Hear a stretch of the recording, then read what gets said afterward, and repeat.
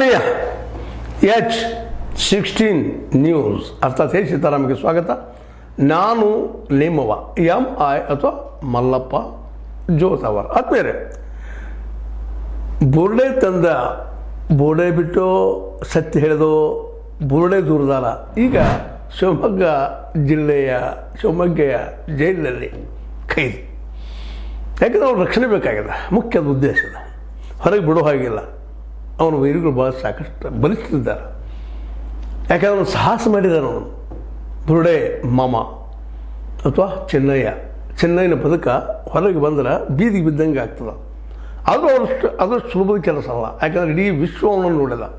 ಬರೇ ಈಗ ಬೆಳ್ತಂಗಡಿ ಅಥವಾ ಧರ್ಮಸ್ಥಳಕ್ಕೆ ಮಾತ್ರ ಸೀಮಿತ ಆಗೋದಿಲ್ಲ. ಒಬ್ಬ ಅಘೋಷಿತ ನಾಯಕನಾಗಿ ಪರಿವರ್ತನೆ ಆಗಿದ್ದಾನೆ. ಚೆನ್ನಯ್ಯ ಸತ್ಯ ಹೇಳುವಂಥ ಸಾಹಸ ಮಾಡಿದ್ದಾನೆ.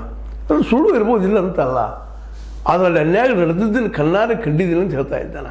ಸಾಕ್ಷಿದಾರನಿದ್ದಾನೆ. ಆ ಸಾಕ್ಷಿದಾರನ ರಕ್ಷಣೆ ಮಾಡೋದು SIT ಕರ್ತವ್ಯ, ಕಾನೂನಿನ ಕರ್ತವ್ಯ. ಇದನ್ನು ನಾವು ಬಿಡಿಸಿಡಬೇಕಾಗಿಲ್ಲ. ಈ ದೃಷ್ಟಿ ಇಟ್ಕೊಂಡು ಶಿವಮೊಗ್ಗದಲ್ಲಿ ಅಲ್ಲಿ ಜೈಲಿಗೆ ಹಾಕಿದಾರೋ ಅವ್ರನ್ನ, ಬುರುಡೆ ಮನುಷ್ಯರನ್ನ. ಬುರುಡೆ ಬಿಟ್ಟಿದ್ದಾನೋ ಸತ್ಯ ಹೇಳಿದಾನೋ ತನಿಖೆದು ಗೊತ್ತಾಗುವಂಥದ್ದು. ಆ ಬುರುಡೆ ಬಿಡಿಸೋದು ಕಾರಣೀಕರ್ತರಾದಂಥವರು, ಬುರುಡೆಯನ್ನು ತೆಗೆದುಕೊಂಡು ಬರೋದು ಕಾರಣೀಕರ್ತರಾದಂಥವರು ಒಂದು ನಮ್ಮ ವಿಠಲ್ ಮಾವ. ಯಾರು ಮಾಮಾರಿವರು? ವಿಠಲ್ಗೌಡರು, ಸೌಜನ್ಯಾಳ ಮಾವ. ಅವರು ಇದರಲ್ಲಿದ್ದಾರೆ ಇನ್ವಾಲ್ವ್. ಸೌಜನ್ಯಾಳ ಕುಟುಂಬ ಇದರಲ್ಲಿ ಇನ್ವಾಲ್ವ್. ಅವ್ರನ್ನ